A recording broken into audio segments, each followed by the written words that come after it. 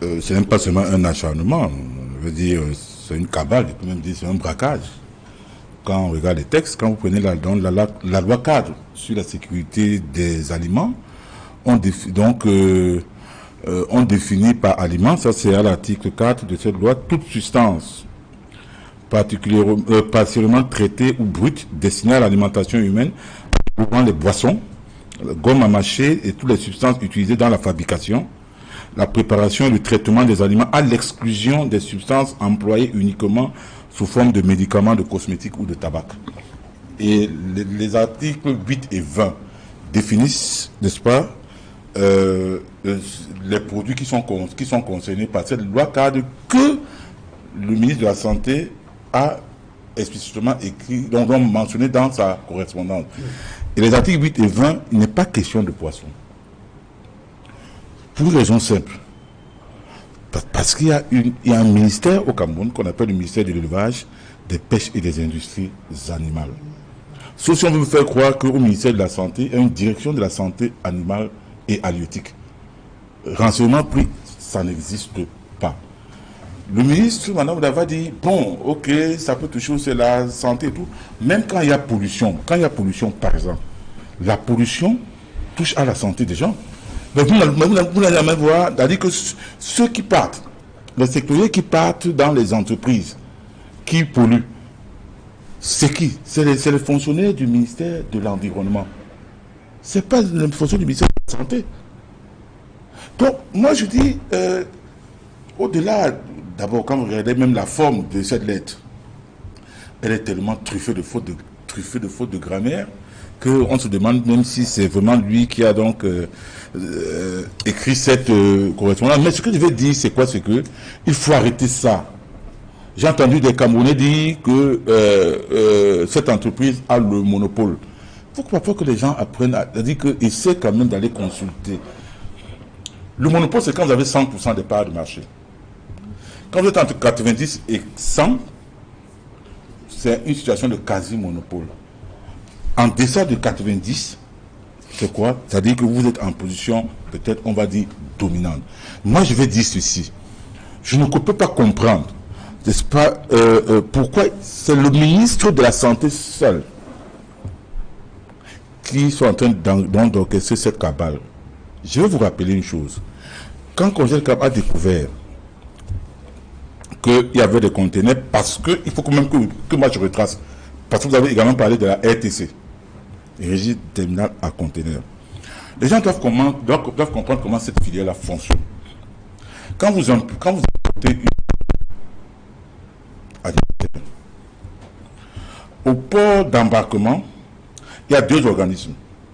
Il y a la SGS et il y a le PKE, Programme d'établissement de la conformité des aliments à exporter. Et ces deux organismes délivrent ce qu'on appelle le certificat vétérinaire et sanitaire. C'est à ce moment-là que vous mettez la marchandise dans le bateau. Or, quand c'est les produits qui sont réfrigérés, il y a ce qu'on appelle, le bateau devient un terminal à conteneurs mobile, parce qu'il y a une chaîne de froid à l'intérieur. Il faut entretenir cette chaîne de froid à température constante. Il se trouve que les produits sont donc arrivés ici au port autonome ici, et on a débarqué donc ces marchandises qu'on a mis sur le quai. L'entreprise donc arrive et sort les premiers conteneurs. Fort heureusement pour cette entreprise. Elle constate qu'il y a des conteneurs qui contiennent des produits avariés. Qu'est-ce qu'elle fait? Elle dit, ok, attention. Elle décide donc d'aller vérifier le reste. On lui interdit l'accès. On interdit l'accès à ses huissiers. C'est-à-dire, vous venez, vous dites, ok, je veux que mes huissiers constatent au moins ce qui se passe là-bas. Vous voyez, Congel quand même propose des générateurs électriques et même des prises pour essayer même d'entretenir la chaîne de froid. Parce que ce que les gens ne comprennent pas, voilà tout un régime de terminal à conteneur qui n'a que 70 prises. 70. Toute une régie. Alors qu'est-ce que Congel Cap fait? Il dit, ok, mais qu'est-ce qui se passe? Congel Cap saisit les autorités, saisit le ministre du Commerce qui initie une réunion à Yaoundé. Et au terme de cette réunion, donc, il y avait le personnel même, donc il y avait donc les représentants de plusieurs ministères. Il est question qu'on crée une commission. La commission est créée. Et parmi les membres de cette commission, il y a les représentants du MINEPIA, ministère des Pêches et des Industries animales, et il y a le représentant du ministère de la Santé, c'est 3. Il y avait 3 représentants du ministère de la Santé, les représentants de l'administration territoriale, et plusieurs autres représentants, ainsi que même tout ça pour dire quoi, monsieur? Tout ça pour dire quoi? Ouais. Tout ça pour dire que le ministre de la Santé est en train de faire une cabale injustifiée. Et je vais même dire pourquoi il le fait. Alors, avant de dire pourquoi... je suis là-dessus. Parce que les gens...